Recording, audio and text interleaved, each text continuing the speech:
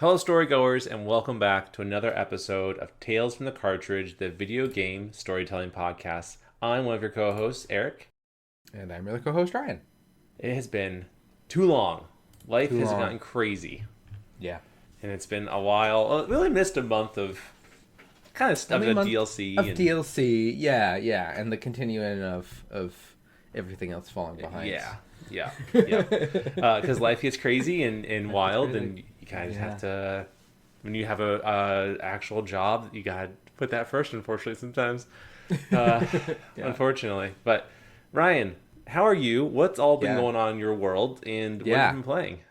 I am doing pretty good. I bought a house at the Woo! end of March, which, like, all of March was, like, chaos of, like, meetings with the bank and going to do inspection stuff and all this other nonsense and stressful stuff that comes with buying a house and like thinking about, okay, when do we want to move? What do we want to pack? What do we want to pack? What do we want to decorate? How much money are we going to have left when we're done with this?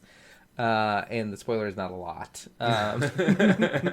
So trying to balance, like, what can we take on now? What can we take on later? And all of the chaos that upends your life to that, which is good overall, but it has meant, like I was telling Eric before we jumped on, all of my device chargers are missing. I'm covered with paint, and my house is madness. So it's just It's a good thing you have a new chaos. house as your excuse for that. Because can you imagine any other situation where you didn't just buy a new house and you're in that predicament? Yeah. That'd be like weird. Yeah, it would be. It would be very strange. So at least there's a good reason.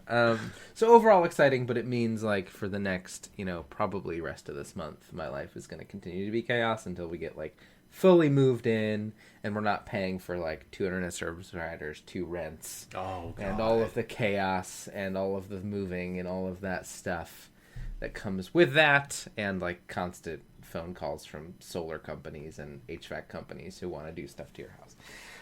But I can't. It's not. I'm very lucky that we are able to do this and have this space. It is certainly a small problem to complain about in the current state of the world.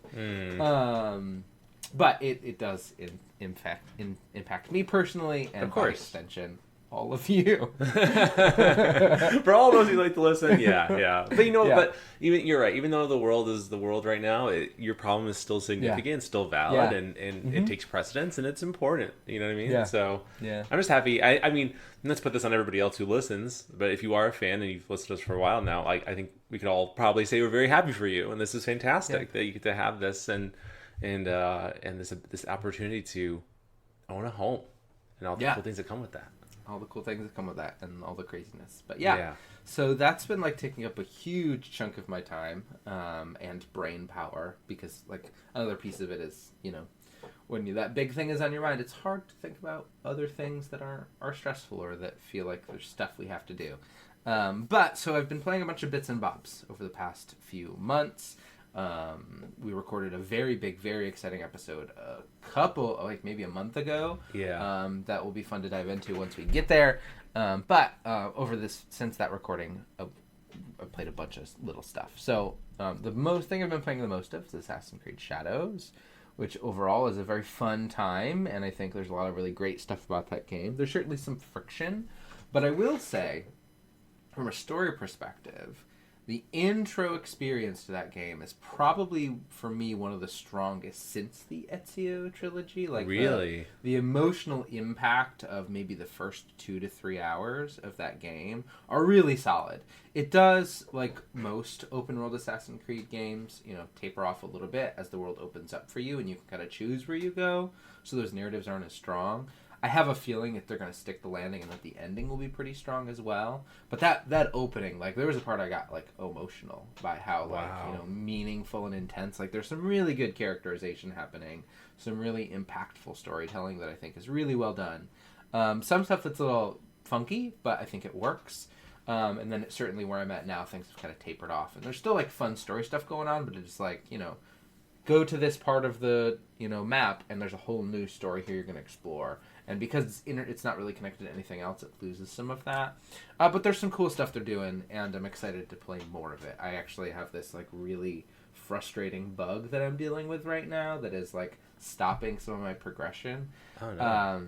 Eric, I know you haven't played much of it yet, but you can pick up bodies in this game like you could in previous games and like hide them. Yeah. But you can't jump or throw bodies at all in this game, which isn't that big of a deal. It actually hasn't been a problem at all, except I'm at a part of the game where you have to escort an injured player out of a castle, and that player fell into a moat, and now they've swam to a shore, and there's maybe like a 2-foot ledge that I cannot get that person up onto that ledge to get them out of the castle. So I had to I lost like 6 hours of progress going back because it auto-saves. But those autosaves save over your most recent saves, and I spent probably 2 hours trying to solve it. So I've lost some time. So feel a little bummed about that, but I'm just gonna ignore that part of the map and go somewhere else for a little while until I forget. Then I'll come back later. Can I ask you a question? Yeah, absolutely. This feels counterintuitive, but just follow me here for a second. Yeah. What if you, instead of trying to save this injured person, you just end them? You just end them and reset the mission. Oh, you tried that? Okay. I've tried. And there's no, and I don't know if this is just the sequence I'm in, there's no, quit mission. There's no, give up mission. There's no, and I've fast traveled away. I've changed the seasons. I've switched characters. No matter what I do, this person stays in that one part of the moat and refuses to move. They're stubborn. Without me picking them out. They're very stubborn. They're a pretty cool character, and I'm really excited to interact with them more, which is why I haven't just left them. But so beware. There's still some stuff like that in there. That I think the only reason it happened is because one of the player characters is too heavy, and if you walk along a rope, the rope breaks. And I threw the person over my shoulder, and I ran across a rope, and the rope broke, and I fell into a moat because that seemed like the fastest way out, and I wasn't paying attention, which is a bummer, and I should not have done that. But also, I shouldn't be locked out of the game now because I did a thing that is in the game. You think someone would have playtested that and got to that position? I'm surprised that.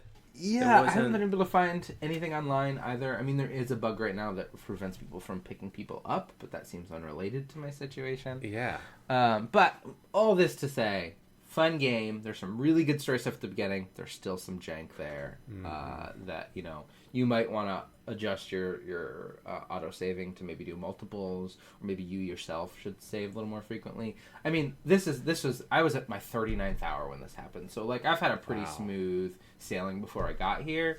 So, one big bug in 39 hours. If I would have just reloaded right away, it wouldn't have been an issue. But I thought it seemed like a silly thing that I couldn't just grab that person and hop out. Right. And then after, trying to troubleshoot, I wasn't able to do it.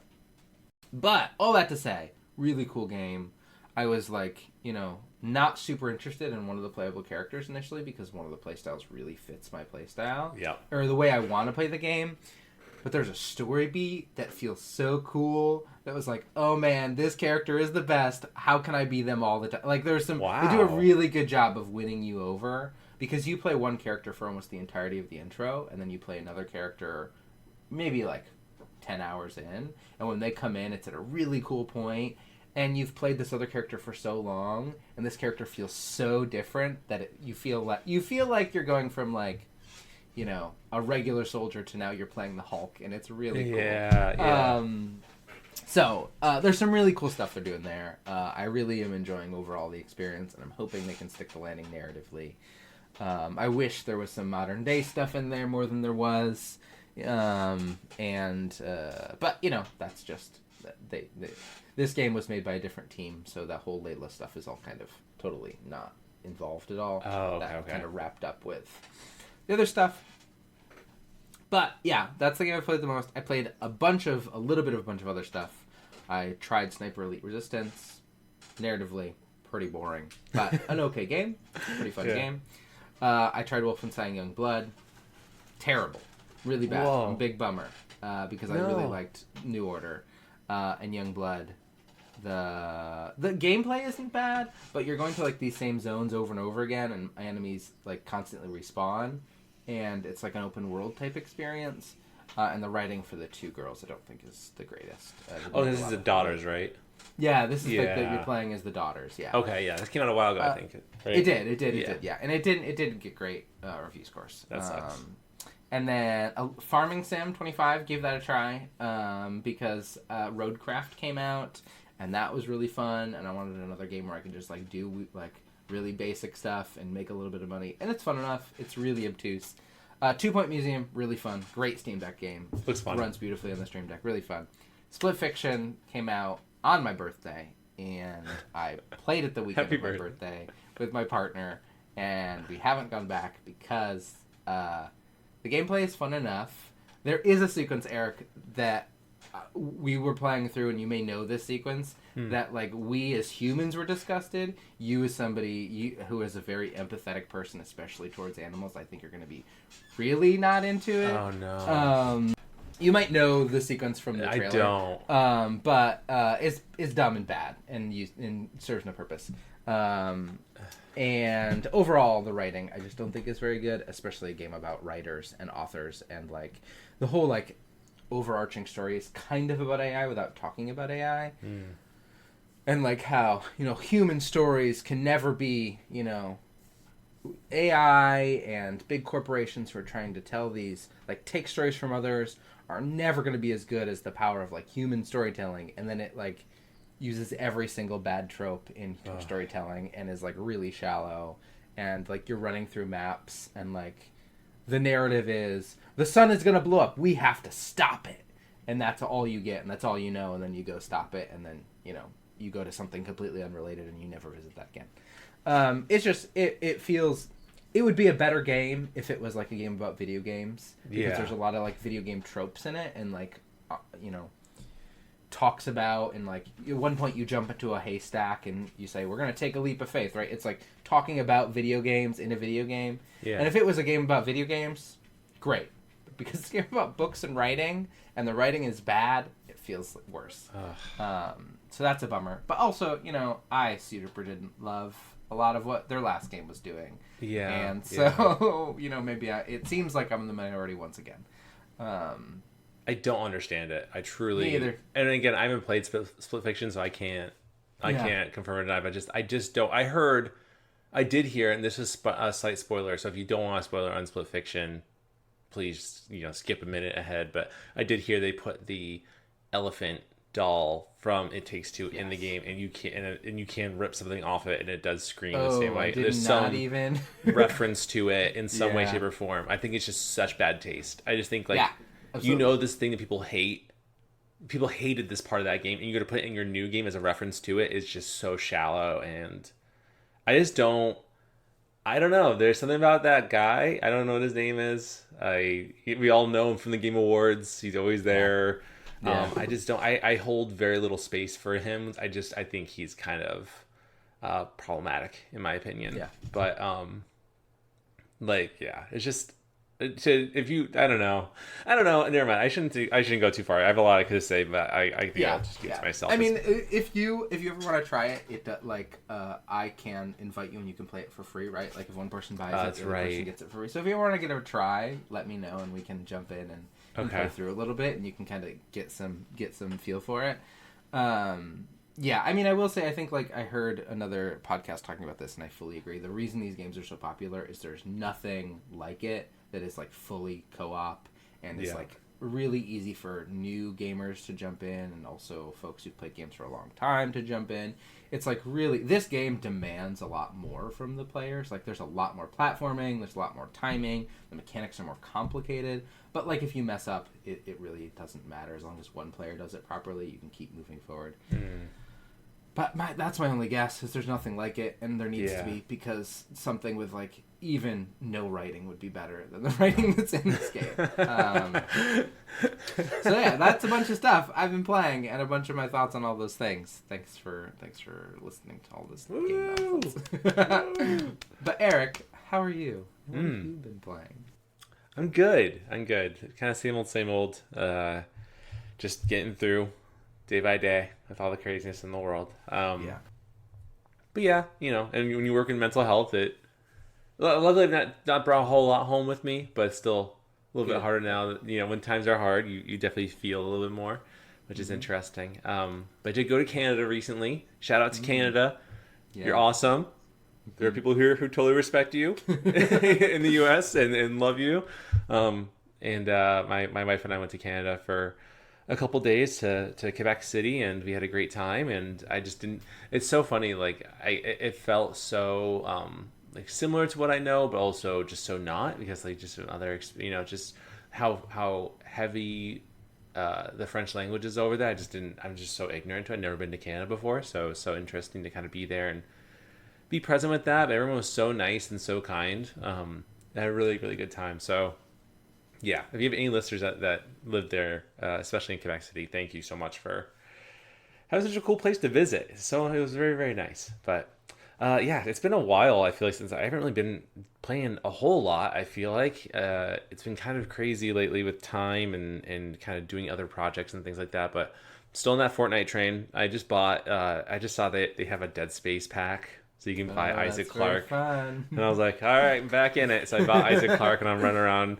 And it's cool. I had these like, I think it was in the last Battle Pass. They had Bayomax in it from Big Hero 6. Oh, that's very cool. And he had like these like when you fall in, I forget what they call it.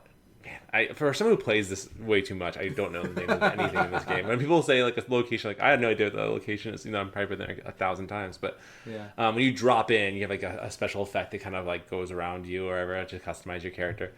And Bayomax, this is like these like boosters on your feet.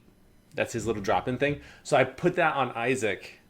Mm-hmm. And so as he's falling in, it looks like he's boosting in from his feet like he kind of does in Dead Space 2 a lot. Cool. And it was just like, oh, if I can get the Dead Space 2 skin, I love that suit. That armor is so good. It just breaks my heart we'll never get a sequel to the remake. I just cannot believe it. It did so well. Yeah. And to not redo Dead Space 2, arguably my favorite of the series. Yeah. I love Dead Space 2. I felt like such a hero playing that game. And just seeing, and then Isaac having a face and having a personality and seeing the ramifications of what he had to do and experience while he's constantly re-traumatized by his dead girlfriend. Spoiler alert. Sorry. I'll spoiler tie that later. I mean, it's literally over a decade old, so I don't have any, if you know, you know. I just love Dead Space 2 just holds such a special place in my heart. It's like the first game where like I beat Dead Space 1. It was really hard to beat because I was a scaredy baby boy, as one is. I got Dead Space 2, and I'm still a big scared baby boy, but I stuck with it long enough to where I became like a little desensitized to it, which was, I feel like, in a good way though, or I feel like I had overcome the challenges of what these horrors are, and I could face them because I had grown the confidence to do so. Like even when they jumped out, I could still handle it compared to when I first began, and I was terrified. You know what I mean? It was kind of a cool progression. Until the eyeball scene, and then I was like, "Oh, I can't do this." It was too much. I never messed it up though. I was very proud of myself. I did not mess up the eyeball scene. I cannot prove that. I swear I did it. I think I hyperfixated. Like my ADHD was just honed in on making sure I did not mess up the eyeball scene for my own sanity. YouTube it if you don't know what I'm talking about, or don't. It really is uncomfortable. It is really uncomfortable to watch and to play. I also played Nine Souls on the Switch. I'm not that far into it, but it's a really weird game. It's very like 2D side scroller Souls-like. Cool art style. I like the vibe of it, and you kind of know early on, like 10 minutes in, that like through what's happening in this small little village, something really messed up is happening. And you see something happen, you see this like ceremony happen, and you realize, oh, this is everyone's all happy and chill and this is a good time. It's not the case, and something is very wrong. It's cool narratively too, because like it doesn't hold your hand. It's just something you're putting together. I have absolutely no idea what's going on, but I'm so invested because like all these characters, it feels very grounded in the idea these characters know what's happening. I'm the only one on the outs. So it's my job to piece together what is happening, and I like that. I'm glad they're not just saying everything to me from the get-go, and I'm just like caught up in like 2 minutes. You know what I mean? Yeah. So, still doing Hades 2. Love Hades 2. I've kind of hit the lull point though with it. I've unlocked like half the weapons. I have all the animals, and I have completed the run to the top once. Very cool. Which was so. Have you been able to finish the top ones? No, I haven't dipped back in since the not like 2 updates. So I haven't even faced. I I don't know if it's a spoiler or not. Who that is. Probably. I haven't even faced the person after Eris. I haven't faced them yet. Oh, interesting. Yes. You are in for a treat. So yeah, I'm letting it bake a little bit and then jump back in because for some reason, and I don't know if this is something I did or something of when I played it, I haven't been able to unlock any of the familiars at all. Like they just haven't unlocked for me. Not that that's like them? no. I mean, I've ran into the cat a couple times, but I haven't been able to recruit them as my familiar yet. Yeah. So that's something I need to do. But yeah, so I haven't dived back in since probably my initial where I played like 30 hours. Okay. Yeah. I think you got to make sure because I was like very confused with the whole familial thing. The familiar it was probably a me thing. I think I probably just overlooked that you had to have one of those treats on you. Got it. Okay. To give to it it's not gonna just join you. So like I was like, okay, that makes sense. And I kept seeing the dog, and I was like, I want that dog. You know what I mean? I want to pet that dog. I want to pet that dog.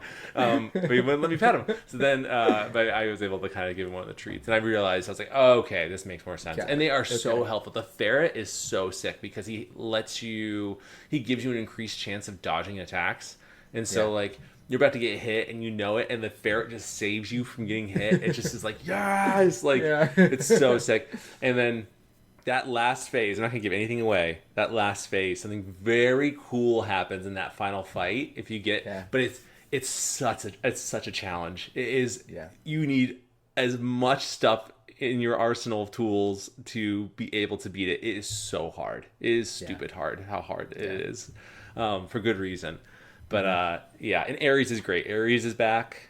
Yeah, I love his boons. Yeah. His boons are great. He's one of my favorite Olympians from the first game. Him and Dionysus together, along with Athena's divine dash, second to none. In writing the Hades bedtime story script, I learned so much more about the first game, where I actually learned it from the second game, from what the wiki is saying. I haven't experienced this yet, but when you... Oh no, never mind. I can't say that. It's a spoiler. Never mind. I'm sorry. I'm not going to say it yet. You learn some way, shape, or form from someone in the game that Zagreus' favorite boon from Hades 1 canonically is the divine dash from Athena. Because that's what the players from the first game always go for in their runs. Yeah, that's really divine dash. Yeah. So I made sure that was in the script. That was the goal, was getting a divine dash first. Mm-hmm. So, and it felt very seen. That was always my go-to, was divine dash in Hades 1. It's so good. The best. Mm-hmm. My wife and I were playing Pokemon Snap 64 again. I love that game so much. There's something special about that game. You can literally beat it in like 2 hours, not even. Like you probably beat it like an hour if you're good enough. Yeah. But it's just such a special game. I love that game. Mm-hmm. And so much more to say about Nintendo, and I'll get there. And then last but not least, this is not a game, but is a video game adaptation. I watched Devil May Cry, the new animated show on Netflix, and I had some thoughts on that I wanted to share, because I love Devil May Cry. I love especially 3 and 5 were my favorites. 4 was okay. I never played 2, and 1 was but I think I love the idea of Devil May Cry. Is such a cool series. It's so stylized. Dante is so cool. So I was very excited because I think this is from the team that made Castlevania Nocturnal. I'm pretty sure. So those were. I really enjoyed the Castlevania series on Netflix. Yeah. Being someone who played a bunch of Castlevania, I really enjoyed them. I'm actually gonna go back and watch those. I think the first Castlevania was someone else, because this one's Adi Shankar, something like that. And the guy who made the first series got canceled. I forget what he did. Did something bad. And I think Adi took over, I think is what I heard. I should probably confirm that. But anyway, I think I would give the Devil May Cry series on Netflix a solid B-, maybe C+. Yeah, all right. Story-wise, I think was everywhere in a not good way. They don't do the best job reminding you that Dante is the main character of the story. It feels like everybody else is at times. Like sometimes you don't see Dante for like 2 episodes, and it's like, what am I? Is this not Devil May Cry? Should I not be seeing Dante kill things? And it just feels he feels so lost at times. They did a great job with him though. He's funny, he's witty, he's everything you kind of want him to be. and the action sequences are awesome. It's the best part of the show. The animation of it is fantastic. It looks smooth. There's some episodes where it's a little jank. You can tell they took their best animators and they put them on the really really important action scenes. You know what I mean? Yeah, yeah. And the CGI is a little weird. Also, the CGI is a little of a miss. Yeah. But like it's so good, and then it's so not. It's just there's parts of it that just like I never. This sounds bad, but like I've never looked for a speed up button on a Netflix show. You know, like on YouTube, you can like 1.5 times the speed of it. Yeah. And I was like, does this have it? And I was legitimately like, I gotta just get through these parts. I just do not care. It just did not do what I was looking for. There's some characters who have really cool backstories, and they add a lot to it. And a lot of the characters are great. We just stick on them way too long, way too long. And the ending, I was just like, they definitely set for a season 2, of course, as they should. But I was like, do we not experience the same thing? Like, someone makes a really stupid choice at the end of the first, at the end of season 1. Someone makes a horrible, stupid choice, and I was like, why would you? After everything you've seen so much stuff, and this is the choice you make. Yeah. I just was like, I don't know, maybe I'm in the wrong with that, but like, I just couldn't believe it. I was like, this is so weird, but whatever. Conflict is interesting, I suppose, even when it comes from something totally stupid and not earned. I don't understand it, but whatever. But yeah, so I'm very curious if other people feel the same way, if they watched the Devil May Cry series and feel the same way. I still don't feel like we need adaptations about these things. But I mean, it is cool that you get these different sides of characters that you maybe wouldn't experience in the games. And hopefully it's a good reason for them to keep making Devil May Cry games. I really would like to see a 6th one happen, because the 5th one did so well. But yeah, anyway, that's my spiel. That's all my talk. But hopefully, Storygoers, you're doing well, and you enjoyed our last episode with the Hades bedtime story. Actually, I'm going to pull up the thing because I have people who commented on our stuff, and I totally forgot about that. Okay. So I'm going to go through some of the comments on our Spotify posts and kind of go through those. So our first one is our DLC episode with our best random video game character couples, which is such a fun episode. I was telling other people about it, and I was like, isn't Donkey Kong and Chun-Li a cute couple? And people agree. We're not crazy, Ryan. Yeah, no, because it's right. It's true. And our longtime listener, Daisy Rose, wrote in, and they wrote, how do you write a good video game story adaptation? I'm trying to write a mini story for Stardew Valley, but it's hard. Also, I've never stayed awake through an entire episode of your bedtime stories. That's a good thing, by the way. It helps me sleep lots, which is... So to speak to the second part, I'm so happy that is the case. That is the goal, right? That would suck if people had listened to it and they didn't fall asleep and it was miserable. So that's good. Yay. In terms of writing a good video game story adaptation, Ryan, I was curious what you thought. Because when I wrote back to this person, I kind of pointed out, because you only get one comment. You can't, and you have a certain number of characters. So I was like, I can't write as much as I want to on here. I kind of was thinking about it, and I told them that writing in a first person perspective first, and kind of like sitting with those characters and what they might be feeling, and writing it that way, and then you can translate that into a third person perspective, so to speak, right? Like out of just a narrating a story perspective was a good way of doing it. As well as kind of really just like using empathy the whole way as you write it. I think it's the biggest kind of the two big things I wanted to point out about writing your own video game adaptation stories from games that you love. But was there anything on you can come up with the top of your head that helps you? I mean, I think like for me, one thing that when I'm trying to adapt a game is I'm thinking like, what is going to be narratively interesting, and then also like how am I going to capture the spirit of this experience in a different form? Because oftentimes like what makes a game like Stardew special is that like monotony of doing these same things and connecting with these people and really like focusing on those things. So things that are special to Stardew to you and that like you feel excited about, I think pursue those because it's others, and you'll enjoy writing it. And like I think this is something you're really good at, Eric, but like giving yourself freedom to explore that in a way that you find exciting or interesting and maybe is different or like just really thinking about how you can like take something that happens in the game and like put it in a way that is narratively interesting, and just again thinking about, you know, how long do you want it, and like what do you want to happen in that time frame, and really limiting that and trying to, you know, focus on that, because I think you could write for days about a thing, but it's much harder to write something like concise and short. So yeah, I think that would be the only thing I would add to your great advice.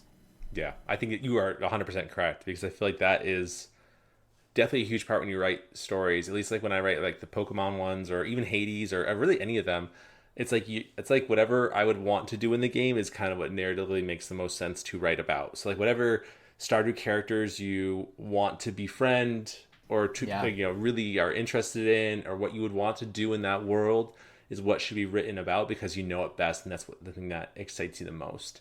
Yeah. So that is probably the best thing that Daisy Rose can do in writing their story, is I think just identifying what it is that brings them joy in this game, and then go from there. I think like the same thing for a Minecraft story. Whatever it is that you love to do in Minecraft is what you should write about, if that was a person out there that wants to do that. So yeah.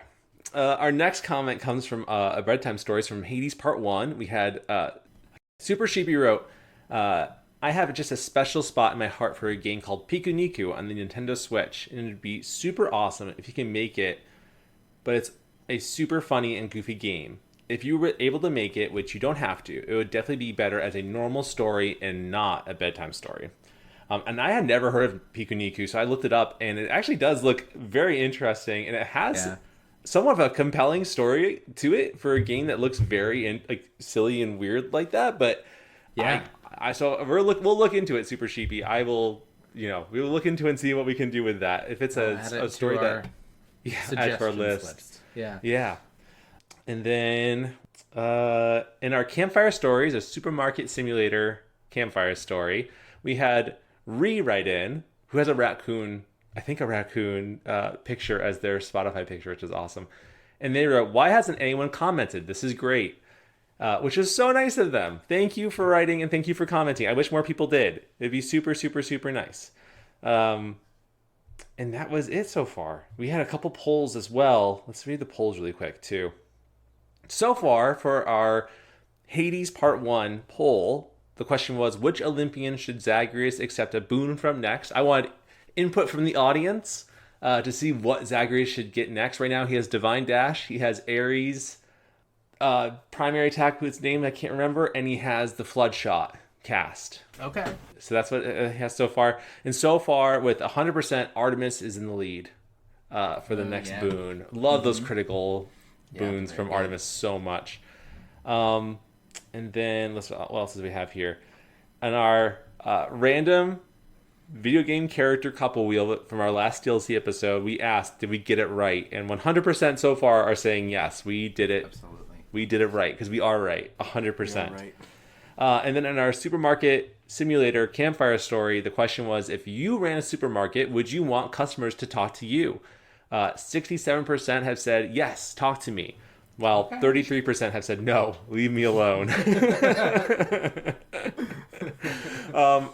Where would you want, if you ran a supermarket, right, would you want people talking to you? Or you want to just kind of not talk at all? I think it would depend on like my role at the supermarket. If I was like the manager and I was just like you ran around, let me chat to whoever, because I don't have anything else I should be doing right at that moment.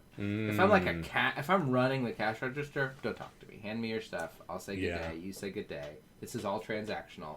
I care about you as a human. You care about me as a human. We don't need anything else here. You know what I mean? Yeah. But if I'm like in charge and I'm just wandering around and I have some nice employees who are doing their work, I'll chat with folks. Yeah. I got anything better to do. You know? I think I don't know what I want. I feel like whatever I want, I'd want the opposite. The grass is always greener. You know what I mean? Everyone's talking to me. I'm like, oh my God, I hate it. And then no one talks to me. I'm like, man, I wish someone would talk to me. You know what I mean? So I just want to be happy either way. You know what I mean? The Storygoers, we hope you're happy, healthy, doing well. Of course, you can email your thoughts, feelings, and perspectives to talesfromthecartridge@gmail.com. All the E's are threes. Also, you can find us on our social media, and as well as our Spotify questions on every episode and the polls as well. We have a Patreon if you feel you want to support us there. That's super cool. If not, that is totally okay. It's just $1. But of course, everybody has a Patreon now, I feel like, for anything. So totally understand if you don't want to do that. But if you do, that's cool too. You can also rate us on Apple and Spotify.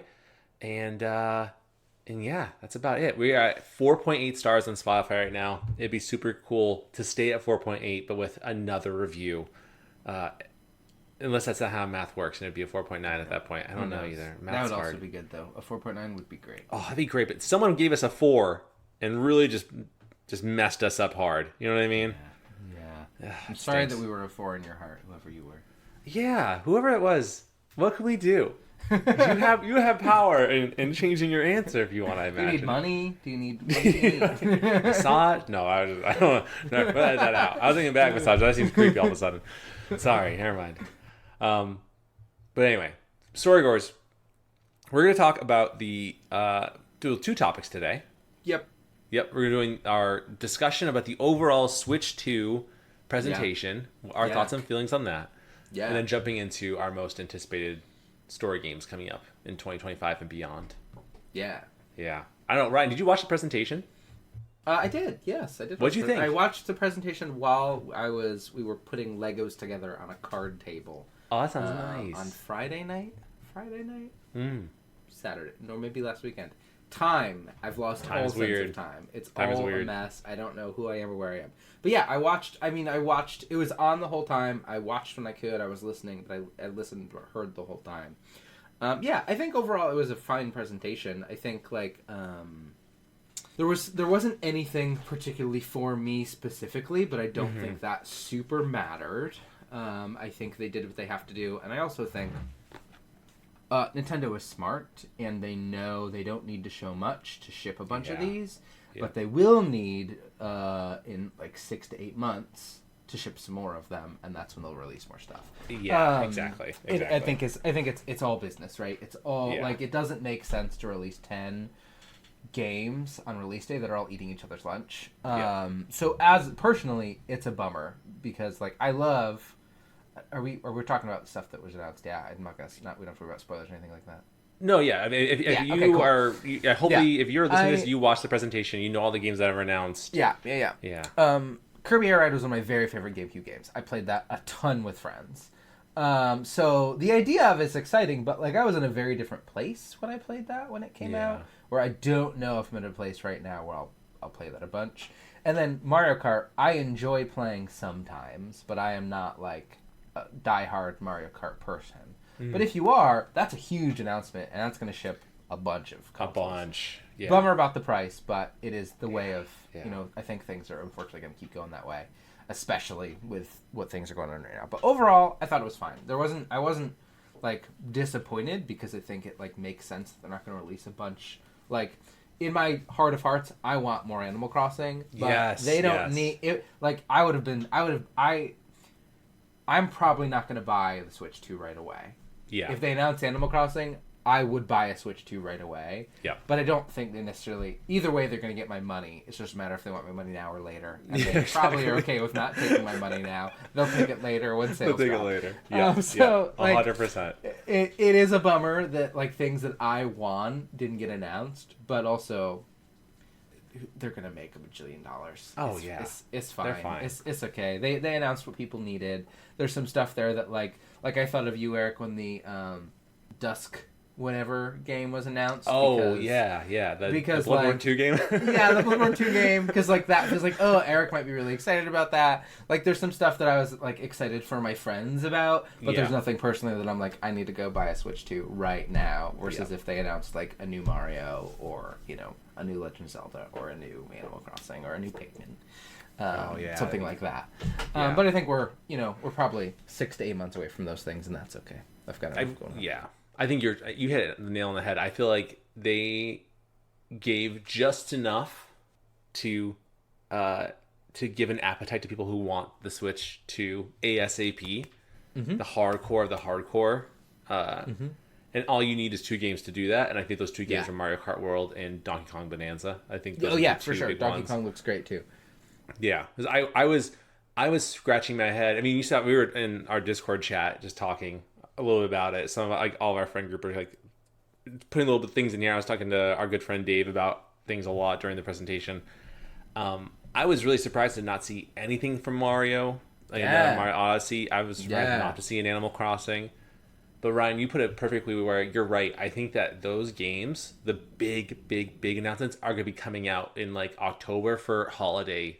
Like, absolutely. They are going to be They are setting up they're setting themselves up for a holiday Switch release, or not holiday Switch release, but for the holiday Switch buying season, to set themselves up to have just a bunch of games to sell for the holiday season. This could be a huge Nintendo Christmas this year. Yeah. No doubt in my mind. Yeah. And that's when the Mario comes out. That's when the Animal Crossing comes out. And then the next batch of games get announced as well. Is my thoughts. Yeah. For sure. I was really surprised by that. Especially like ending on Donkey Kong Bonanza. I was really surprised because it looks great. I'm actually very excited for Donkey Kong. It looks really fun. Yeah. I love a Donkey Kong games. I liked Donkey Kong Country growing up as a kid. It's a game that I just didn't ever get back into for some reason or other. But the idea of a open world Donkey Kong game in third person, and it's the environments are manipulated. You're able to manipulate the environments and destroy things. It looks so cool. It looks so much Mario influenced, but with Donkey Kong, that I'm like very interested in seeing what that goes. But and I'm sure they want to line up with the Donkey Kong movie, right? That'll probably be announced shortly, or will be coming out. You know what I mean? They're building that brand hype. You know, all the marketing nonsense. Yep. But yeah, no, I think Donkey Kong also looked really cool. It's not going to ship a console for me, but I will pick it up once I have my Switch 2 and try it out. Exactly. Yeah. I think I'm actually going to pull up the all the things that got announced in a list. Okay. So we'll start from the top of the presentation and kind of work our way down. So obviously Switch 2 was announced. Yep. Or more announced, I guess I should say. It has 4K support. Announced. Yeah, officially. Yeah. 4K support, HDR, Joy-Con. 4K support. It's HDR, Joy-Con with mouse controls, 256 gigabytes of storage, red cartridges, and what else it says? It says it has a 7.9-inch LCD screen that displays games up to 1080p. And then the dock gives a 4K resolution that plays games up to 120 FPS. So I think all just things that you would expect an upgraded version of a Switch to have, truly. Yeah, for sure. Yeah. I love that it has 4K support. I love that it's HDR. I feel like that's the clearer difference between like even a Steam Deck and a Switch. And granted, a Steam Deck's newer, right? But like playing Hades, like even Hades is my example of like playing Hades on a Switch feels so janky compared to even on the Steam Deck, compared to even that on the computer, right? It's just like night and day difference, and how like the Switch chugs a little bit, which sucks. But I heard someone talk about how they played Hades 2 on during a demo presentation for the Switch 2, and it played fantastic. So, which gives me a lot of hope that I feel like Hades can be that game on the Switch that it finally deserves to be, which is cool. And jump in, if you have anything to say right now, I go through the list. Like, stop me. We'll chat more. Yeah. Game Chat is Nintendo's new solution to playing with friends. I love that they announced Game Chat because it's like brand new idea. Like Game Chat. Like what is that? When I saw it, I was like, oh, they just got Discord support. That's great, cool, good for them. Exactly. But no, they like made their own in-house. Man, can you imagine though if that would have been, like if COVID happened and Game Chat was out, like that would have been huge. It's great that it's coming out now. Great. I'm glad it exists, but man, it already is everywhere. So yeah, it really is. I'm just glad it's off the phone. I'm glad you don't need your phone to do this chat thing anymore. It just felt so archaic. Yeah. For such a smart company to be like, use your phone to chat with your friends. Yeah, I already do that. That's what the phone is for. You know what I mean? Like, I'm not going to be like so I should just call my friends if I want to. Like, this is not a solution. Yeah. And supposedly, you can plug in any camera. Oh, interesting. To use. You don't need a special. Camera. Yeah. Cool. Okay. Yeah. Okay. That's good. So we'll see. I mean, I love that they're incorporating people like in game, in the Mario Party, Bowser's TV, whatever it's called, or Jamboree TV, or whatever the heck they called it. Like you as a person is in the game playing along with it, or you're faces by your character so you know who each person is. Like it's such a cool way of incorporating it and making you feel like a connection to the game. Very smart. Yeah. In the video chat, even though it's so funny to see, like, I don't know if you noticed it, Ryan, but like when you like are playing your game and your friends' games are playing below yours, it's so like, again, janky and so like delayed. Really laggy and janky. Yeah. Great idea. I don't know how much it'll be used, but it's a great idea. It's a fun idea, I guess. Yeah. But yeah. A new Pro controller. Yep. Great. They have their own camera. Yeah, the controller looks about the same. Looks good. It has a C button. They really wanted to make sure you understood the C button is on there. They have their own camera, as well as, I don't know if you saw it. They didn't show it in the presentation, but they have a Piranha Plant camera. Oh no, that's really fun. And it looks very cute. Really I kind of want it. Yeah. The new Joy-Con's $90. The Joy-Con 2 charging grip is $35. The strap is $13. Okay. There's a wheel, like almost like the Switch. The wheels you can buy. But you can buy a 2-pack. The Joy-Con. Oh no, I'm sorry. A Joy-Con wheel by itself is $20 for two. $20 for two. Oh, great. That's not bad. The dock set is $110. The Switch 2 carrying case and screen protector is $35. The all-in-one case is $80, and the adapter is $30. She's very expensive. Everything's so expensive. Yeah, it's so expensive. Bits are getting expensive. Yeah, it's crazy. And then they jumped into the games with, of course, our first one being Mario Kart World, which I mean, I am very excited for that. I like that they're trying new things. I think it sounds really cool that you are just constantly driving through all these different places. It's a continuous drive. I heard it's like 15 minutes long. Like just driving. I think that's really smart. I think because like there's so much like downtime. I think I haven't played nearly as much Mario Kart as you, Eric. But like when we all play together, like you do a track and then you're all kind of just sitting around waiting. To be like being able to still chat and be casual, but also still playing is such a fun and smart idea. Such a good idea. Yeah. I'm hoping that this is a way like getting in touch with my cousins more and talking more with them, and playing this shared game. I think it could be really, really cool. Yeah.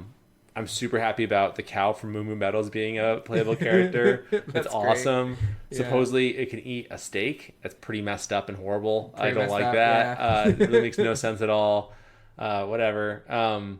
24 drivers at once playing. Wow. You use cars, motorcycles, boats, snowmobiles, and planes. And you grind on rails, ride on walls, all these different things. And the two new game modes are the Knockout Tour and Free Roam. I'm probably never going to do Free Roam. I don't know about you, Ryan, but it's not a thing that excites me at all. But the Knockout Tour sounds cool. Unless the open world has a lot of stuff. If the open world has a lot of stuff, maybe. But I don't. Yeah, I can't imagine. Like, I feel like that's like for like the little ones, like for little kids who just want to drive. You know what I mean? Yeah, that's right. Whereas Knockout Tour is cool because from what I understand, Knockout Tour, like you'll do a race. It's like the continuous race, and you'll do a race. And if you don't make it to a certain spot, everyone below that spot is eliminated. And you just keep going until like the last race is just the best 4 people. Like the top 4 people are racing for number 1. Yeah, that feels like a very fun. I mean, that seems like a really great progression of like the Fortnite-ification of like people getting knocked out, but it's like really engaging and exciting in a way that I think is going to be really fun and like really replayable, right? Like really able to like play this game mode where you're racing with new people and you're trying to be the best, and that seems like a really smart evolution of that. Yeah, experience. I mean, it looks beautiful too. Like it looks like I love the look of it. Which then leads into our talk of Donkey Kong Bonanza smashing in July. And I know we just talked about it basically, but like it looks so interesting. I was really down on Donkey Kong's new look. I think was more inspired from the movie than anything. He looks totally different than what facial wise of how he looks and anything else. But honestly, now it's kind of growing on me a little bit more. I keep looking at it and like, honestly, I want to draw that. Yeah. Like they did a good job. Like he looks kind of less intimidating. He looks a little less goofy, but he still looks really goofy, if that makes sense. Yeah. He seems like an approachable character where then he gets mad and he feels strong. You know what I mean? Yeah. I don't know. Yeah. I think I'm overanalyzing it, but it just looks like a very fun game. Yeah, I think like Nintendo is going to be in a really cool place where hopefully if what I imagine is like there's a world in which like every one of those like Nintendo characters has their own game and gameplay experience. Like Mario goes to do worlds and collects things. Like, Luigi goes to spooky mansions. And, like, each character has their own experience, and each character is, like, somebody's beloved and favorite character, right? And then you have this whole, like, cast of characters who all have their own worlds and stories. And, I mean, it just continued. Nintendo has done such a good job with IP, and I think this is just a continuation of that. Yeah, yeah. And it sounds like they're taking it really seriously, where, like, from what I understand from a different podcast I listened to about it, like, Bonanza is doing this thing where you will have to progress through the story, but you have so many ways of doing it that really it'll make everybody's gameplay a little different from each other's, where how you progress, like, you can just dig deep into the ground and try to find your way out and find things. You can progress through the world and fight mini bosses. You can get around the bosses if you want to. Really cool. It gives you a lot of, like, it just is an open world that you could just explore and have fun with. So I'm very excited. I'm hoping that this kind of brings Donkey Kong back into the fold of being this, like, beloved Nintendo character, even though he already is, obviously, but I like that he kind of has the spotlight where Mario normally would. Yeah, absolutely. And it seems like he's kind of carrying, like, besides Mario Kart, obviously, right? I think that's the thing that carries the Switch 2 the most, but I'm glad they're kind of giving Donkey Kong a little bit of the power too. Like, look, we have this beautiful Donkey Kong game that we're really hoping is going to intrigue you enough to want to buy a whole new console. It's a lot of trust. They must really believe in this game for them to want to do that. It also makes me think, like, if they have a Mario game lined up, they're not going to release it up against this Donkey Kong game, right? No. Like, this is the best chance to get this Donkey Kong game in as many hands as possible, right? If you're from a marketing perspective, want Donkey Kong to be the next big thing, because Mario's already the next big thing, like, ship Donkey Kong with nothing else on the runway, let Donkey Kong have his time, and then once that fades, Mario comes out and sells $1 bajillion. You know what I mean? Yeah. Really, you don't want to... Yeah. No, sorry, go ahead. I cut you off, sorry. It's just like, again, as a person who wants to play more games, it's a bummer. But from, like, a marketing perspective and to, like, make the most money selling the most games at the right time, it makes complete sense.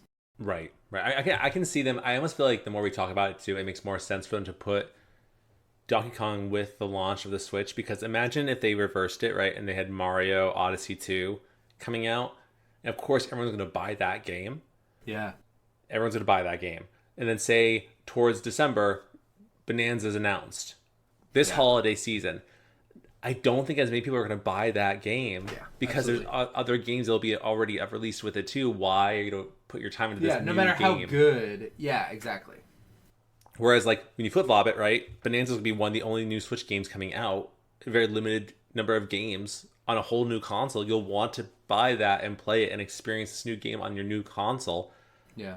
And then when Odyssey gets announced later down the year and out towards December, you're going to buy that no matter what. So really, it makes the most sense. Nintendo, you're right. Absolutely. Nintendo is very smart. Yeah. I really think we should, on our next DLC or sometime down the line, make bets on when things are getting announced and what they are. Because I really, I feel passionately that there will be a new Mario game and there will be a new Animal Crossing. Yeah, absolutely. By the end of the year. Yeah. It'd be interesting. Kirby Air Riders, it's announced as a new racing game coming to Nintendo Switch. And we now know that this is the big game that Masahiro Sakurai was talking about as he was ending his YouTube channel. He finally gets to make this game that he's been wanting to make for so long. I don't know. I think I was always going to be sad no matter what because it wasn't Smash. I was always going to be sad.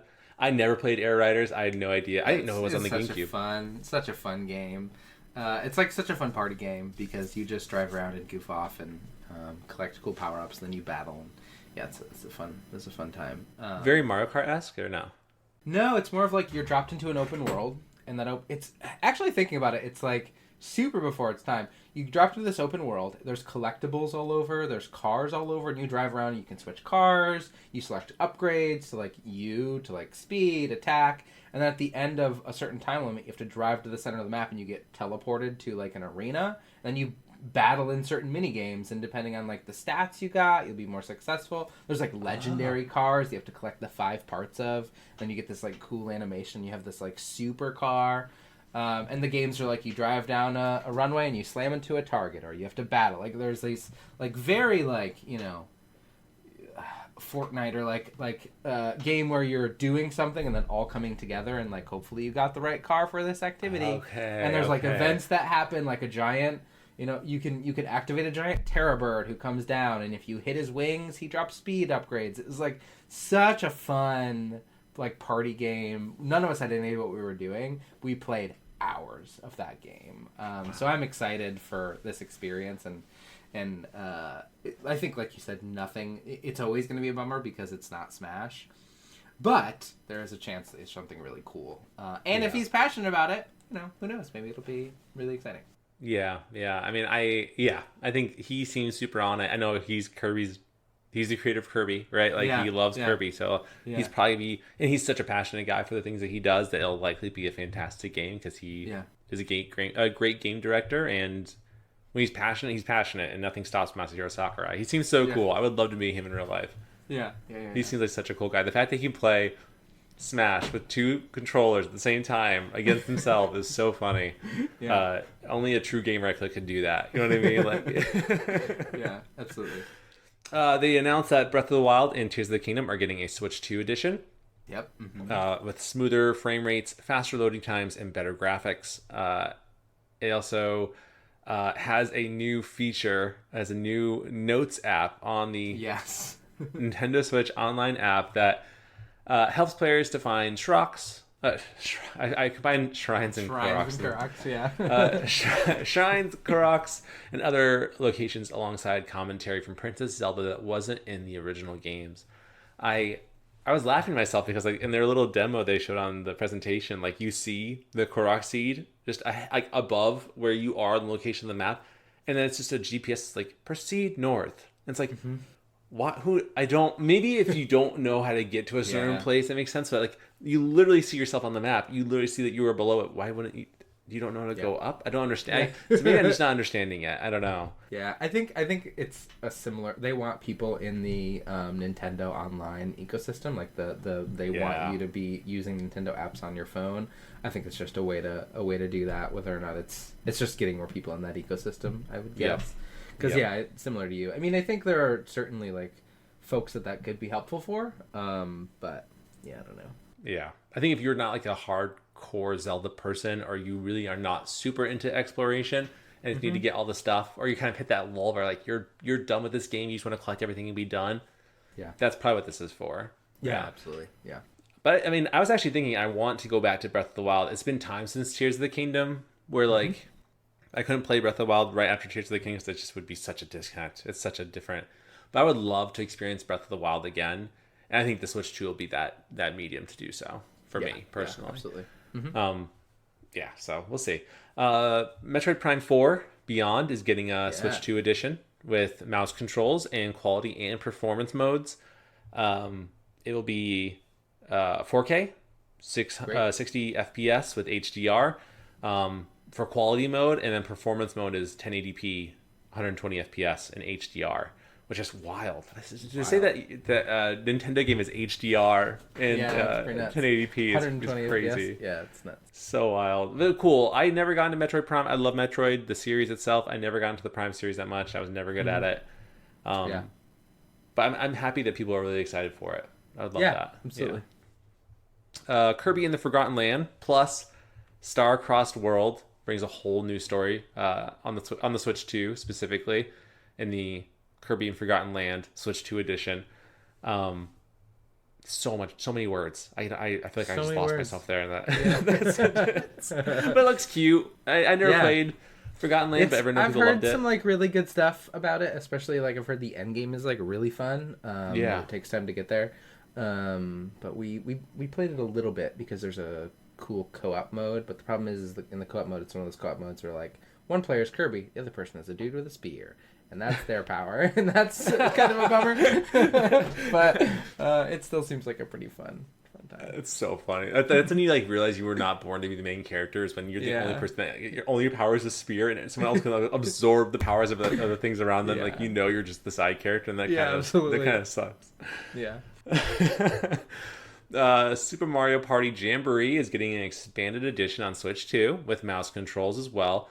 Then it also incorporates the built-in microphone and the camera, and has an all-new Bowser Live game show 2v2 experience.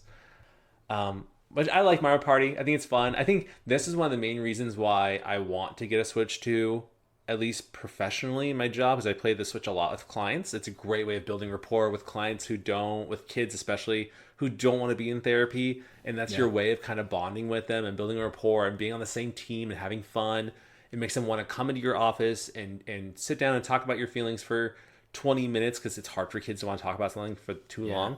And then move to a fun activity. And when it's an activity where you can like play together and have fun, or have a means to use coping skills, it's so good. And I feel like having that Switch too, with all my games on it, and I can share those and connect to my Switch One game, like my Switch One console, and just both people have a Switch. I have a Switch too. My client has my OG Switch, and we're just playing together. Eliminates the need for a TV. Eliminates the need for, painstaking things that makes it a lot easier to just play games. And I think that's what I'm really looking forward to. I want Jamboree for that reason. Yeah, absolutely. It'd be a lot of fun. Pokemon Legends ZA on the Switch 2 edition will feature improved resolution and frame rates. I am really not about... I mean, I feel like Scarlet burned me. Or Violet. I played Violet, but it burned me so good. Mm-hmm. Burned me so good. Burned me bad. Burned me so good. I haven't played a Pokemon game in ages. There's like this part of me that it wants to go try one, but I just have. There's just too many games to play. But too many good games. Too many good games. Like in a little bit we're gonna talk about our list of stuff that we're excited about, and this stuff is coming out like not far away. There's just so much stuff to play. But yeah.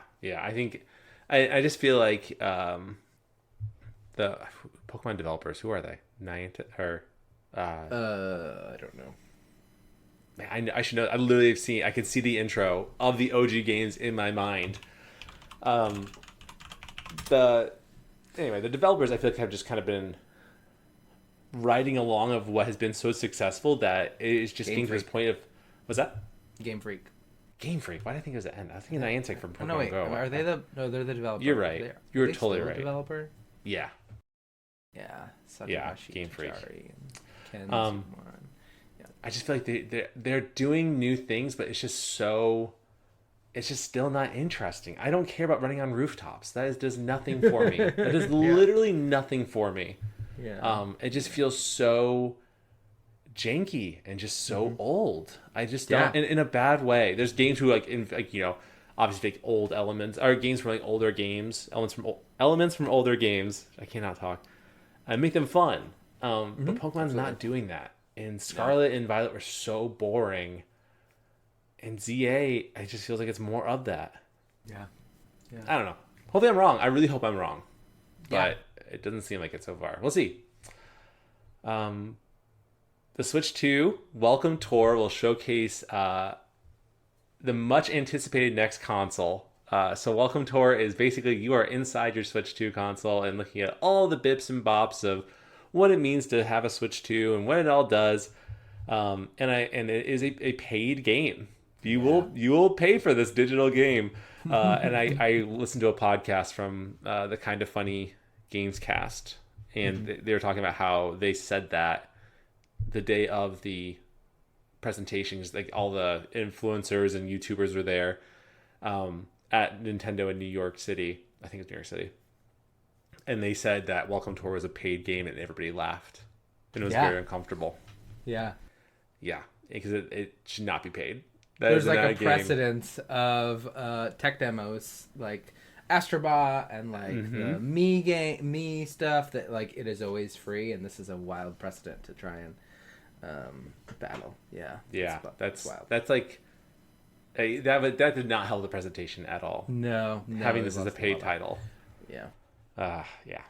Dragon Drive is an online 3v3 game that puts the focus on the Switch 2's mouse controls. Is basically, I guess I'm not sure if they're calling them wheelchairs, but you play as characters with your Joy-Cons that play basketball and control their wheelchairs with the mouse function. Perform tricks and shoot and dunk the ball and more. And it's coming out this summer. I thought it actually looked really cool. I think the idea is really cool. I'm not sold on the mouse controls. I'd like to see how they feel and because like I don't play my Switch at a place I have a hard surface, right? I sit on the couch, so I don't know how that's gonna feel. But I'll wait and see before I make judgment. But it just feels like I'd have to sit at a table somewhere, I guess. You have legs. I have legs. I guess that's true.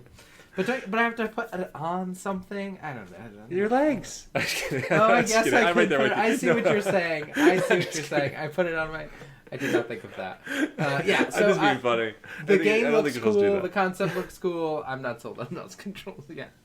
Which I feel like I shouldn't say that you have legs. I feel like that might be down on the idea of what this game represents. But sure. I mean, maybe I shouldn't put that in there. But yeah, I don't know. I just like the idea that someone saw the mouse controls. Like, we should have like a game of representation for people with wheelchairs and making this fun and accessible for everybody.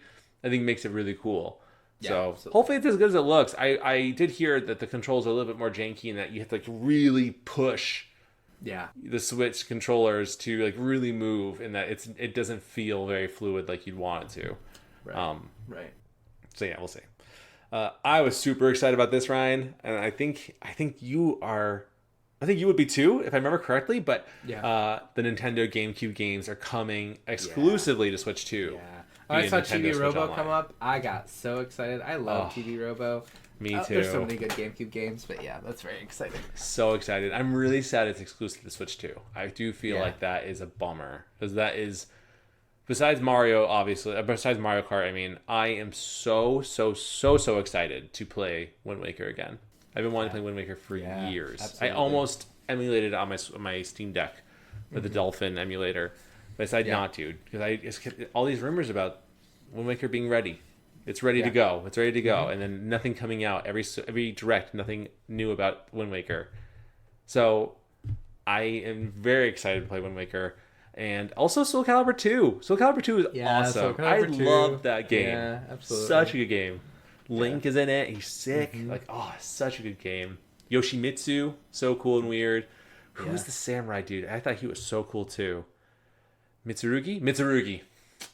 Yeah. Such a good game. Yeah. And I never played F-Zero GX. I don't know about you, Ryan, but I didn't. Cool. I've played it a little bit. I had a friend in high school who loved F-Zero. Tyler loved F-Zero, so played it a little bit. But I'm just not a big racing game person. But it's a wild time. It's a wild time. You mentioned Chibi Robo. Is there any other Switch games or any GameCube games you're looking forward to? GameCube games? I don't know. Chibi Robo is just such like an experience, a game that I remember being so excited about, and I really enjoyed playing. I mean, Wind Waker, of course. Wind Waker was like is and was probably my very favorite. It was like my first like. I didn't play Majora's Mask and Ocarina of Time when they first came out. I didn't play them until years later.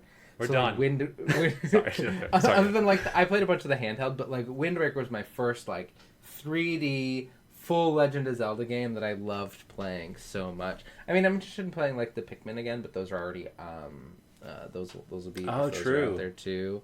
The Pikmins were very fun. But I think those are the things that jump out. I don't know. I haven't seen the full list. Yeah, they scrolled by in the thing. Actually, I have the video here. I'll see if I can pull it up too. I was really hoping for Melee to just be on that list. Sunshine. I'd love to play that. I've never played that. Oh, you never played? I have it on the Switch. I bought the. Oh, really? The thing. Right, You're gonna borrow it. Thingy. Yeah. I like that one a lot. Path of Radiance is one of my favorite Fire Emblem games. I loved that game. Now I'm just looking through the whole list. I've played a bunch of Super Mario Strikers. Strikers is good too. Pokemon Luigi's Coliseum Mansion will be fun. Luigi's Mansion, yeah, I'd love to play some OG Luigi's Mansion on that big screen. Yeah, there's a bunch of GameCube was like such a fun. That was like, I was like fully a teenager when the GameCube came out, and it was just a really great, a lot of good formative games. So good. I was telling my wife the other day, if and when we ever have kids, I was always looking forward growing up to the idea that I would be waiting in big lines for the next big console, like my mom had done, because she waited in line on Black Friday for a Switch, or for a GameCube back in the day. And I remember her telling me about that years later, and I was like, that's so cool. I hope I get to do that for my kids. And how sad I feel now knowing that I'll never really have that chance because everything's online. You know what I mean? You don't have to wait in giant lines, which is cool. I like that. But also, I feel like I'm just not in the know with pre-ordering things online, where there's so many other people who are knowledgeable and tricky and finesse their way into getting things they shouldn't, and you know what I mean. Like it's like scalpers scare me to like ever want to get a Switch 2. You know what I mean? I feel like that's gonna be a problem, and it looks like Nintendo's trying to get around that idea of like, you know, you sign up for one and we will give you access to one Switch 2. You know what I mean? Like for pre-order, which is cool. I'm glad they're trying that, but I don't know. I'm going on a tangent here, but I just wish I kind of missed the old days of show up and wait in line, and if you're lucky, you get one. You know what I mean? Yeah, absolutely. Yeah. I'm sure it's a big bummer for like folks who didn't get one, but I do think there's definitely a nostalgia, and that would be like a really fun thing to get to experience that we didn't really get to because we just woke up on Christmas and they were there. But they were there, yeah. I miss those days. I remember getting my GameCube and just how psyched I was. I had Melee for it, and I think I might have had Pikmin also. It was terrifying. Yeah, we talked about that. Then we had a whole barrage. We had a barrage. We had a whole barage's worth. We had a barrage of third-party titles from the Duskbloods from FromSoft, which everyone was like thinking that was Bloodborne 2. It was a roller coaster. That was, yeah. Announcement was, yeah. Yeah, it's a multiplayer focus. It's a PvP multiplayer action game. Yes, which is a bit of a bummer, I think. Yeah, I'm not psyched for that. I'm really sad about that. Do you feel like this is confirmation that Sony just does not want Bloodborne 2? And that Nintendo's like, well, just make it for us, but just call it something different? Possibly. I mean, possibly. It feels so silly for Sony to throw that money away, but maybe. Or maybe this is like, you know, Nintendo came to them and said, make us a game. Like, well, we've got all these assets set aside for something else. Let's. But who knows? Yeah, it just feels so Bloodborne. I just feel like this. Absolutely. Yeah. It's like, why else would Nintendo do it? Why else would FromSoft do it? I mean, if they didn't have the means to... If they started developing it, Sony canceled it, and they had these assets and put together this other experience or something. Yeah. There's also Elden Ring. It has its own Tarnished edition. Yes. It will include the base game, of course, the Shadow of the Erd Tree expansion, new weapons, armors, and torrent appearance customization. Great. That's cool. Yeah. Decorating torrents. Torrent. Hyrule Warriors: The Age of Imprisonment is basically a what's it called? What's the Dynasty games? Warriors? Dynasty Warriors-esque game. It's a prequel to Tears of the Kingdom. When I first saw it pop up, I was like, no way! You play as Zelda in a whole new prequel game? And then I slowly started to realize that is not the case. It is, but also not. Yeah. I'm not into Hyrule Warriors. I think this is a cool idea that fits kind of well into the story of Tears of the Kingdom, and this is like a war, so yes, why wouldn't you have a hack and slash that kind of encompasses that story? But I'm just not super into it. The first one was rough. Yeah. The first one was rough. It played rough. Hopefully this one plays better, which I'm sure it will. Yeah, probably. Hopefully they learned from the experience, Mm-hmm. Deltarune's newest chapters will launch on the same day as the Switch 2. I've never played Deltarune, but I've heard really good things about it. I've never played Undertale also. Sorry. I gotta play that still. Me either. Yeah, everyone loves it. Haze 2 is also going to release in 2025 on the Switch and Switch 2. Before other consoles. I did not know that. Oh, that's interesting. Whoa, that's wild. It's a good get, Nintendo. I bet Nintendo. Yeah, Nintendo probably paid a penny. I cannot talk. Paid a pretty penny, pretty yen. For that. Yeah, it is revealed that it'll be coming to both of the Nintendo Switch's consoles before any other console, complete with a target of 60 frames per second. Cool. God, that's so cool. We also have Final Fantasy VII Remake Intergrade, Cyberpunk 2077 Ultimate Edition, Street Fighter 6, Split Fiction, Project 007, and more. We had a bunch of the. I'll read them really fast. EA Sports Madden NFL, EA Sports FC, NBA 2K, WWE 2K, Split Fiction, Sid Meier's Civilization 7, Hogwarts Legacy, Bravely Default Flying Fairy HD Remaster, Borderlands 4, Tony Hawk's Pro Skater 3 and 4, Yakuza 0, Director's Cut, Fortnite, which I was like, of course, duh. I guess you don't have to announce that. Enter the Gungeon 2, Hitman, World of Assassination, Signature Edition, Starseeker, Astroneer Expeditions, Yep. Daemon Ex Machina, Titanic, Psychon, Survival Kids, Star Wars Outlaws, Silk Song, Yeah. Kunitsugami, Path of the Goddess. Was it Silk Song 2, or do we know if it was just Silk Song? Was it? Or no, isn't that the new? That's the been waiting for Hollow Knight one, right? Yeah, been waiting forever. Okay, cool. That's what I. Yeah, people still are hoping that comes out this year. We'll see. And then Reanimal. Yeah. So I don't know. Are you surprised by any of these, Ryan? Not particularly. I mean, absolutely, the Dustbloods was fully out of nowhere. Yeah. That felt really surprising. Everything else felt like it makes decent sense, or felt like a good grab. I mean, I'll be really curious to see how a game like Cyberpunk runs. I heard it's runs pretty really decent. well. And if so, like, that's a really good metric of like, okay, this thing can handle, a lot, because Cyberpunk's an intense experience, hardware wise. But nothing else I think jumped out as super intense. I'm really curious how Starseeker looks like. I haven't played Astroneer in probably since we tried it and crashed a bajillion times. Yeah. So I'm curious to see what this Expeditions thing is. But yeah, nothing that jumped out was like super surprising, or that was other than games like Cyberpunk and then the FromSoft new IP was wild. Yeah. I mean, I think from what I heard, Cyberpunk plays very well, like to the same capacity as a Steam Deck does.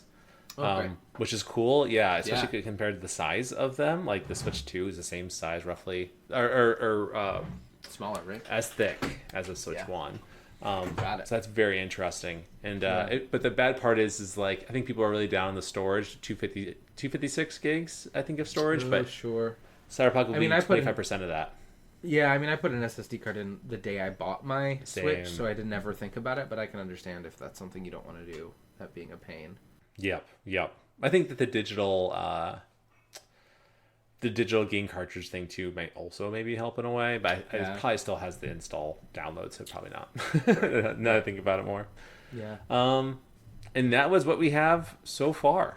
So yeah, geez, so much stuff. I think it was a really solid presentation. I do think it could have been better, but I do think with the price. Actually, we didn't talk about the price. So the pricing will be $449.99 in the U.S. And then with the bundle of Mario Kart World, will be $499.99.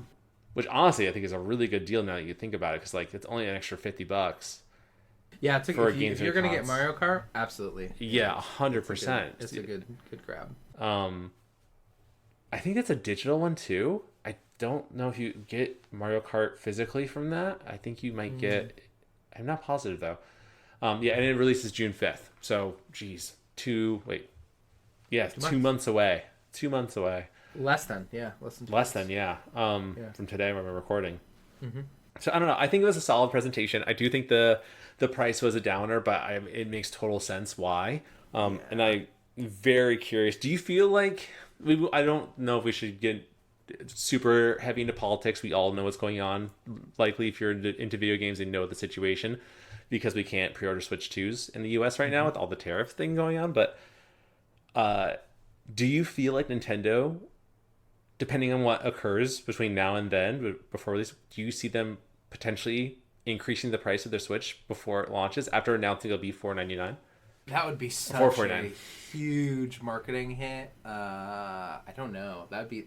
I mean, you'd lose a lot of goodwill doing that. I think. Yeah. I think it would absolutely they might need to, and they may just have to eat that. Oftentimes, consoles are already shipped at a loss anyway. Right. So if they're shipped at more of a loss, I mean, they may not have a choice depending on financially what they can handle.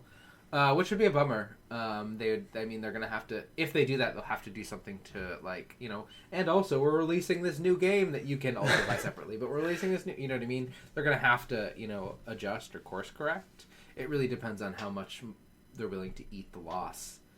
But maybe. It'd be a bummer, but maybe. They're gonna go, guys, listen. we have to make it $600. But the welcome tour game is free. It's free. Yeah, there you go. There you go. Yeah. They would do that too. Yeah. Yeah. I mean, yeah. it may just like again reduce the amount of people who buy it initially, and then more people would buy it later in December when that ships. Right. I mean, you're gonna buy it whether you hate Nintendo or not. You will if you have games on there that only the Switch can play. You will buy the Switch. Like, yeah. I mean, if you love Zelda, you love Mario, like Mario Kart, you have to buy it there. Like, and it'll be. I don't know. I don't love big corporations. I'm not the first person that's trying to defend them by any means. I do think though Nintendo has to be mindful of their strategy and their marketing because they want to be viable and they want to last and make games, and that's all well and good. I do see the $449 price from the get-go as their strategy to waver through the tariff struggle, not realizing how much more significant it was going to be placed upon them. So they're probably like, I don't know why they decided to make today. I think that day, that last Tuesday, the day they announced the Switch, and not just kind of wait and see. You know what I mean? Yeah. There must have been some type of calculation of, okay, if we're releasing on this date, we need this much runway time to build hype, or something, and it would have pushed back the release, which maybe would mess up some other thing. Like, they need to get these things out to make money, right? To get their money back. So maybe they just like, we can't wait anymore because, I don't know. Who knows? It's a weird situation. It's just, I mean, everything is connected. There's no way to escape any of it. Fortunately, it impacts everything. All this nonsense. So we will see. I'm really hoping that they figure it out. Someone was putting it in a good way. I was watching this YouTuber. His name's Maximilian Dude, and he was talking about the Switch situation. And I think he put it in a really cool way. Where like when you listen to a song, I don't feel this way personally. I didn't get this part, but like he's like, when you listen to a song on the radio, it's really nice to listen to a song that you like on the radio because you know that other people are liking the same song at the same time. There's like a connectedness in that, which I get what he's saying. I don't listen to the radio because I think the radio's awful, but that's just me. But like with TV shows, I think would be the great example for me. Like when there's a TV show that comes out, like The Last of Us in a week. When everyone's watching that one episode and are so connected in this experience together, it just feels so. This feels like such a connectedness and such a community around this thing that you like. Yeah. And that now with the Switch 2 situation, with individuals who may not be able to get a Switch 2, or because of the way things are right now with the tariffs, it will block people from enjoying that experience. It takes away from that experience where that connectedness isn't a part of that. And some people won't feel that way. Some people are just going to be happy they have their Switch 2 and that's enough. And kudos to them. There's nothing wrong with that. I do feel that sense of connectedness will be lost, though. For me personally, I say that because I think I remember opening my GameCube on Christmas and just feeling that the idea that I was one of the people who also got a GameCube on that day, and how great that probably felt for other people. As well as the Switch, as well as all these other consoles, right?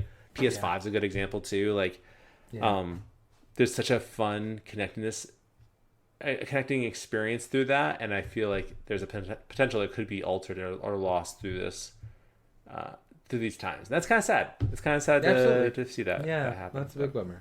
Yeah. But you're right. I'll probably also wait for the Switch 2, unfortunately. I have my OLED. I'll just be happy with that. That's a good thing to have. Yeah. But yeah, we'll see. I don't know. Overall, if you were going to rate it, Ryan, how about this? Rate it on... What kind of rating scale could we do that's fun? The 5... 5 Kirby's riding on a star-shaped thing? No, I don't like that. All right. 5 welcome tours. 5 welcome tours, yeah. 5 Moo Meadow cows riding on a Mario Kart cart. Yeah, for sure.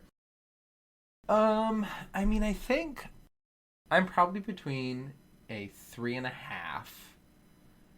and maybe a 4. I think they didn't have to do much because the Switch is just the highest selling console of all time. They don't have to do much except put it in front of folks. And certainly there's like some in the moment bummed of like the thing you want not coming out. But at least if I think about it like logically, it would make no sense to have 10 games come out or 3 games or any more than really 1 game come out at once, because really then they're just, taking each other's money away. So I think I'm going to do a 3.5. Yeah. It would be a 5 if there's an Animal Crossing announcement. It's going to be a 3.5 because, like, I think there's enough good stuff there. I think it was exactly what I think people are going to be bummed with the price, but I think everything's going to go that way, and Nintendo's just the first to do it. Like, when the PlayStation 6 gets announced, it's going to be $800. You know what I mean? I think it's unfortunate that they're the first to do it, but I'm going to say a 3.5. Yeah. I would probably go 4, or maybe, I'd say 4, because I think it was a solid showing, and I think what you're saying is true, right? It didn't take much for it to be solid because they didn't need that many games really to showcase the Switch or have it. I mean, with all these generational upgrades from their previous game titles, you'll want to replay those games too. So I think you'll experience these new games. You'll experience the old games with the high res and all the new experiences that they come with. That people are going to be set for a while, and I think that the pricing is just going to be that bummer on top of it. That kind of lowers it a little bit. But you're right. If it was Animal Crossing or Mario Odyssey, it would have been a 10 out or 5 out of 5 for sure. It would be easy. Yeah. I do think this would come at Christmas time. I do think that the holidays will be when AC gets announced, because everyone's going to be on breaks and on vacations, and you'll want to play Animal Crossing with your friends because everyone's free to do so. Yeah, I mean, I think my prediction is a spring release, because they'll do Mario in the fall, and then they'll do Animal Crossing in the spring. Okay, is my guess. And generally, it's a spring when I think February is when the first one was supposed to come out. So I'm gonna say like January, February of 2026 is when Animal Crossing will be, and they'll do like Mario and something else in Christmas time. We should just get a list of games that could be coming out on the Switch too, and then kind of make a bet around it. You know what I mean? Like, I think you make a good point. I think the last Animal Crossing came out in March of 2020. Right? It came out in March of 2020. The day after the quarantine or whatever. Yeah. I'll never forget. It got delayed. It got delayed. It was supposed to come out in, I think, February, and I think it got pushed back. I think. I wonder why. They knew. Yeah, they knew. They knew. All right. Yeah. So we're at hour 30. Yeah. So next we'll just go right through our list of most anticipated stories coming up soon, and maybe in another episode coming up we can kind of dive more into what it is about these stories that we're excited about. We did touch on the Nintendo stuff a whole lot, so we won't keep anyone too long to talk about. Yeah. So Ryan, do you want to start us off on what are your most anticipated game stories are coming up? Yeah, I'm gonna go burn right through these, and some of these are out now, and some of these who knows what they're gonna look like. So I think the 3 that are out now or out like next week or the week after that I'm excited about is South of Midnight, the like claymation Southern mythology looking game. I think the problem is it's only out on Xbox, so I have to make a plan for that. But looks incredible, story looks cool, the art style looks great. Indiana Jones, I've heard is like a pretty solid game, and that comes to PlayStation in a week or two. And Atomfall, which is like the British Fallout. My only hesitancy with Atomfall is it in the Sniper Resistance engine, and that engine is a little janky, but we'll see. Maybe it'll be really fun. And then stuff that I'm excited about that looks interesting, but we don't really have a ton of information on. Hell Is Us, which is that like post-apocalyptic game where you're this dude with a little robot and you're fighting cultists. That looks fun. Outer Worlds 2. Those games are really fun. The trailers are great. Excited for more of that world. Borderlands 4.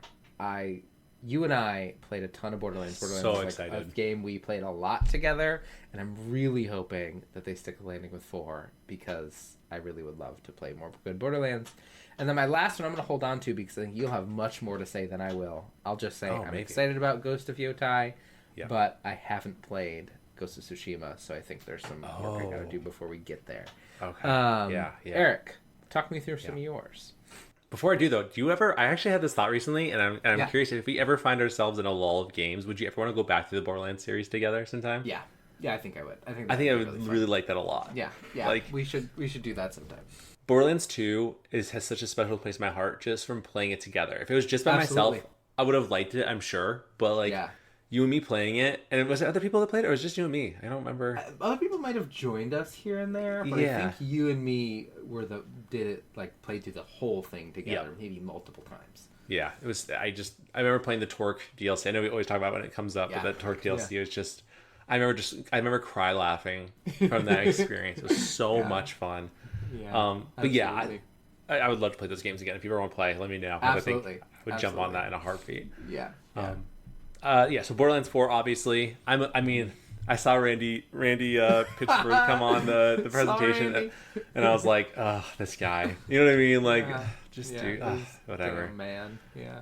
Blames the people who didn't watch his movie or didn't like his movie on the audience rather than it just being a bad movie that didn't faithfully follow the source material. But whatever, it's their fault. And I will say too, this is my own perception. I could be very wrong, but I feel like Borderlands 4 has to land, or 2K's in a lot of problems. Gearbox is done. It's a make or break right now. I think for that developer. So.